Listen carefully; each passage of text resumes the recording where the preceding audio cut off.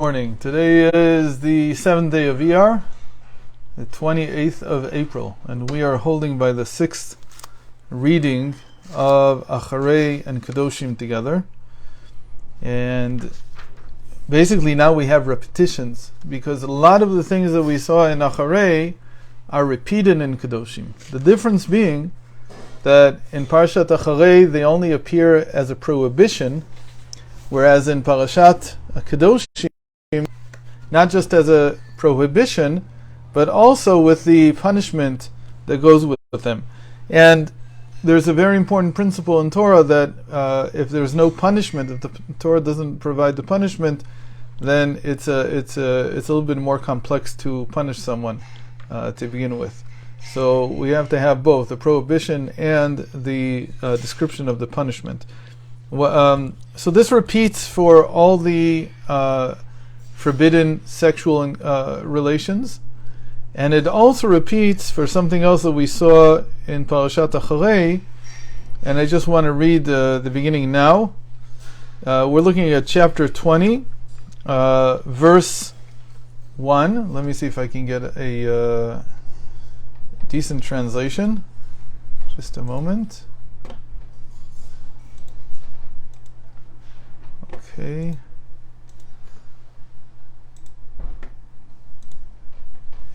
Say further to the Israelite people, anyone among the Israelites or among the strangers residing in Israel who gives any offspring to the Molech shall be put to death.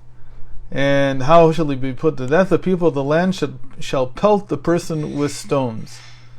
So, first of all, there's something that's not so well known. Just explain that even though we call it pelting with stones, this is not the same practice as the one that many primitive peoples practiced.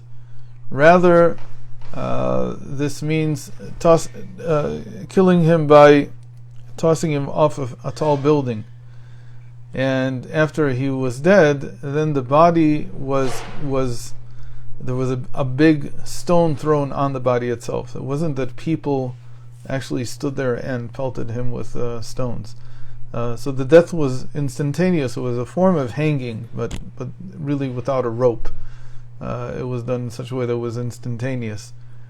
The pelting of the stone, as it says here, ba'avin, with a stone and not with stones, and that's how the sages learned this, was more as a sign of covering him up after he had died, and not something else. In any case, what is this Molech that he gives his offspring to? It must be something, it's a form of idolatry, but it's not so clear what it is. So if we go backwards and we see that the first time it's mentioned is by Rashi, and the first time it's mentioned is in the previous Parsha, we see that the Molech was apparently not a sacrifice, not necessarily sacrificing the child to some idol or some avodah zarah. Rather, it was consecrating the firstborn child to serve in a temple of idolatry. Meaning that the person had decided that he's like in the same way that people give their money to some temple, and by doing so they're supporting the priests and the worship that's going on there. So here too, they're not just giving money, they're giving their firstborn, but not necessarily as a sacrifice. There's two different opinions in the sages what exactly happened. Did it mean that the child was alive and then just brought to that idolatrous temple and served there for his life because he became a priest that way? Or is it actually that the child would be offered as a sacrifice and would be burned alive? Those are the two options. Apparently, when there is such a dispute among the sages about what it is, both things were happening. Meaning there were people who were giving their first child as a priest to serve in the temple, and there were people who were sacrificing their child. It could be that the decision which one to do was not even given to the person. Rather, he would say, "I'm giving my child," and then the priests in that idolatrous temple would decide what to do with the child. The punishment is given, of course, only to the father. that person shall be put to death. And then it says, because it's a very strange thing here, what's going on, and I will set my face, God says, I will set my face against that party, whom I will cut off from among the people for having given offspring to Molech, and so defiled my sanctuary and profaned my holy name. So Rashi right away says, what do you mean, sanctuary? How did this exactly profane the sanctuary or defile the sanctuary? What did it do? So Rashi writes, by my sanctuary, the Torah means Knesset Yisrael, the congregation of Israel, which is sanctified to me like the sanctuary. So that's how he explains it. That really it's not talking about the temple, our temple, the holy temple. It's talking about the congregation of Israel. So what's going on here? Why is this particularly, out of all the things that of idolatrous practices that could be done, why is this one connected specifically to the congregation of Israel? What's going on here? So there's a very important teaching in Chassidus that is a little bit uncomfortable, but it goes to show that you have to be careful with what you pledge your allegiance to. And Chassidus explains that Torah is against what we call fascism. Fascism is when you serve the state, meaning the establishment in the country that you live in such a way that even when their laws contradict the Torah, you follow them blindly. There is such a situation. A person becomes so connected and so maybe patriotic, or let's say full of gratitude to the state in which he lives, that he feels that he should follow the laws of that state, whatever they govern, and tell him to do, even more diligently than he follows the laws of the Torah. And Chassidus explains that this is what's happening here. This person who's sacrificing his firstborn, the example that's given is he sends him to the army of this state. And he says, yes, you should follow the laws here, the laws of the army, even if they contradict the laws of the Torah. You should follow it anyway, because we owe our allegiance to the state. And that is basically what's called fascism, meaning that the person comes and says, I'm not going to be critical in any way, I'm not going to think about whether these laws are right or wrong.